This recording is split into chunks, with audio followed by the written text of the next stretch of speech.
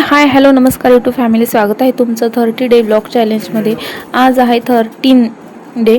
तर आज मी तुम्हाला कारल्याची भाजीची रेसिपी दाखवणार आहे, जी की अजिबात कडू होत नाही। तर जे कारलं आहे त्याचे काप करून घेतले आहेत आणि त्याच्यामध्ये मीठ टाकून ना हे 2 तास असंच ठेवायचं आहे, मीठ लावून कारलेला।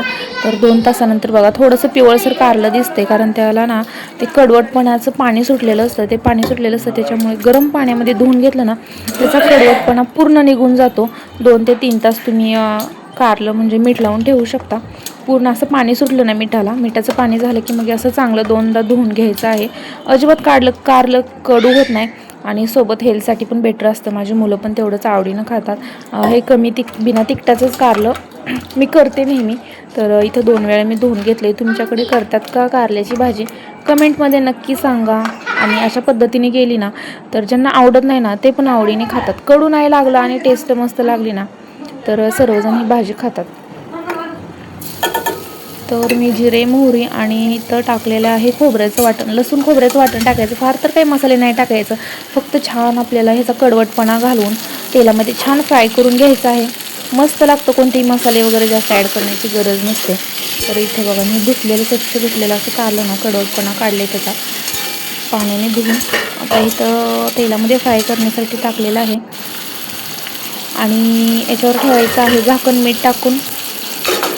अजिबात वाफ जाऊ द्यायची नाही आहे। वाफ नाही जाऊ दिली तर छान होतं कारलं, लवकर फ्राय होतं आणि कडू पण नाही होत। तर चला तोपर्यंत आता कारलं फ्राय होतंय तोपर्यंत आपण करूया मसाले भाताची तयारी। कडक भाकरी, कारलं आणि मसाले भात असा बेत केला होता।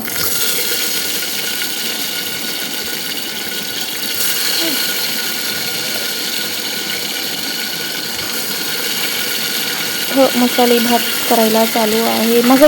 आणि चॅनलवर जर तुम्ही नवीन असाल तर चॅनलला जॉईन करून घ्या। इथे तुम्हाला डेली छान छान ब्लॉग शॉर्ट व्हिडिओ पाहायला मिळतील। मस्त गरम गरम मसाले भात, क्रिस्पी कारल्याची भाजी, भाकरी, साधाच छान बेत। इकडं कारलं फ्राय होतंय तोपर्यंत इकडं मसाले भात करून घेऊया। मसाले भात लागते ते सर्व ॲड केले, थोडीशी चटणी पण ॲड केली आहे। मला तर झणझणीत आवडतं मसाले भात, काय आहे ना पण मुलं खात नाही त्याच्यामुळे कमी तिखट टाकायला लागतं। त्याच्यानंतर हा बिर्याणी मसाला टाकलेला आहे आणि चला हळद वगैरे टाकून आता सर्व मिक्सिंग करून घेऊया। मसाले भात व्हेज बिर्याणी प्रचंड आवडते मला। आणि त्याच्यानंतर बघा कारलं किती छान फ्राय झालं, एकच नंबर। वास पण इतका छान येत होता ना, छान कारलं पण छान फ्राय झालेलं आहे।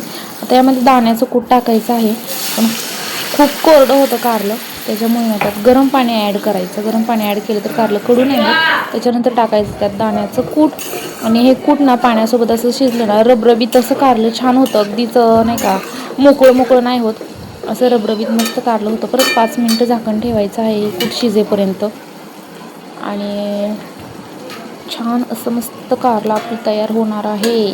नक्की ट्राय करा रेसिपी आणि तुम्ही कशा पद्धतीने करता तर ते पण कमेंटमध्ये नक्की सांगा। चला भात पण इकडे लावलेला आहे कुकर आणि कारलं झालेलं आहे रेडी। वा मस्त।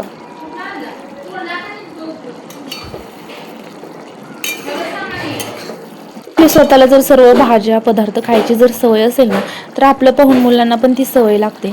माझी मुलं पण खरंच कारल्याची भाजी पण भाकरीवर ना छान आवडीने पोट भरून खातात। तुम्हीही करा, नक्की करून पहा आणि हेल्दी राहा। भेटूया अशाच एका नेक्स्ट ब्लॉगमध्ये, तोपर्यंत bye, take care YouTube family.